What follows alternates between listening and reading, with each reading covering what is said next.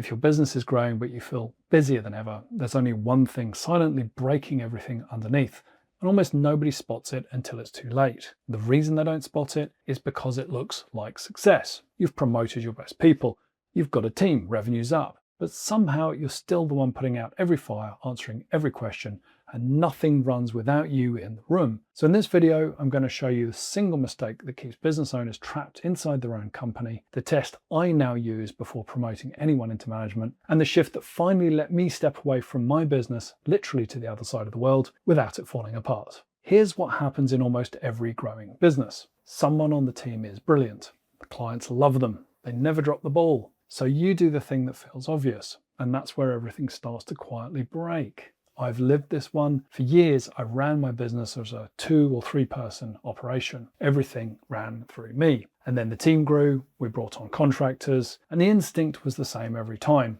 Take the person who's best at the work, put them in charge of the people doing the work. It's like saying your best chef should obviously run the restaurant. Well, some people can, but actually most of them can't. And forcing it breaks both the person and the team around them. So here's what you do instead. You build 2 paths of advancement, not just the one. Path 1 is a management, and path 2 is your technical expert. Your best accountant doesn't have to become the office manager to get a pay rise. They can become your lead on compliance, your senior advisor, your technical lead on a service line. They keep doing what they're exceptional at, but they don't manage people's performance because it's a completely separate job and a completely separate skill set. But let's say you do have someone who genuinely wants to manage. Here's where most business owners get it wrong again.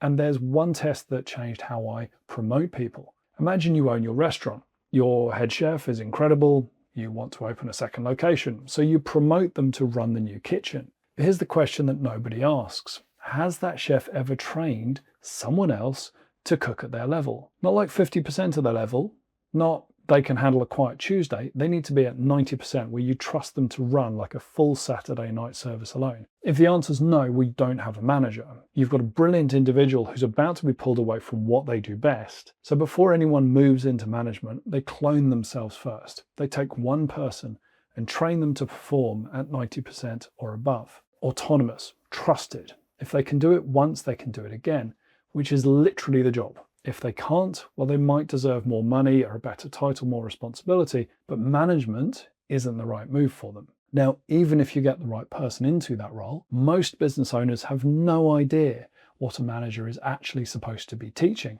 The answer changed how I thought about our entire company. Think about 2 people in the same role.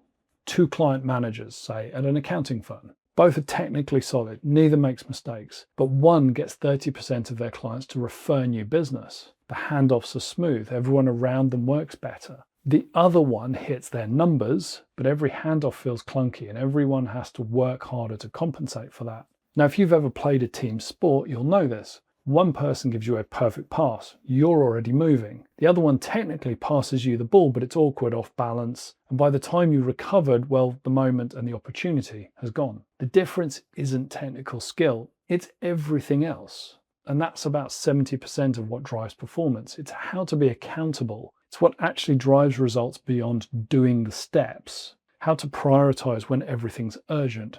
How to work with others so every connection point makes the next person's job easier. All of it's learnable, and an army of A- performers developed this way will outperform any business chasing those unicorn hires every time. The people that can do all of the things. Here's where most business owners think they've delegated, but actually they haven't. They've handed off the doing, but they've kept all the thinking to themselves. And the easiest way to spot this is in your inbox. If your team is sending you messages that say, "What should I do about X?" or "I just wanted to check before I," well, not really running anything, you are. You've just added a middleman between you and the task. I noticed this in my own business when I realized I was answering the same 5 type of questions over and over. Not complex stuff, not edge cases, but routine decisions that the team could have made themselves if they had a framework. So instead of answering each one, I wrote down the rule. If a client requests a change within scope, well, you approve it.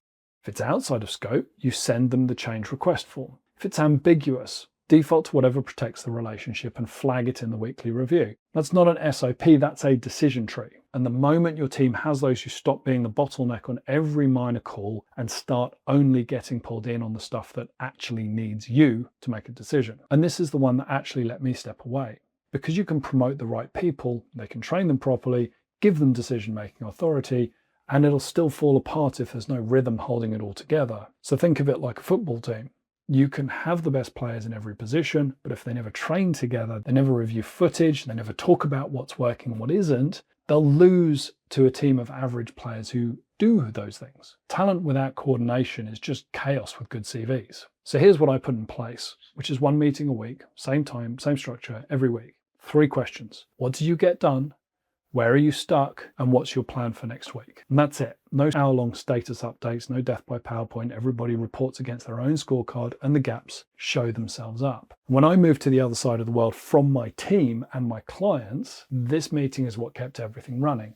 Not me, not chat messages at midnight. It's one structured conversation a week where the team held themselves accountable because the system made it obvious when something was off. And one of the biggest realizations in that whole process was how many disconnected tools and broken systems were sitting underneath everything. The team couldn't work independently because the technology didn't let them. Everything was stitched together with workarounds. And if that sounds familiar, if you've got 15 different tools that don't talk to each other and you're the glue, I've built an operating system that scores exactly where your gaps are. I'll drop a link below. But the management piece comes first. Get that right, and everything else becomes possible. If you're a small business owner still trying to piece everything together with personal tools, check out this next video where I break down the tools that can help you look more professional, improve security, and make it easier to run your business as you grow. Click right here and I'll walk you through it.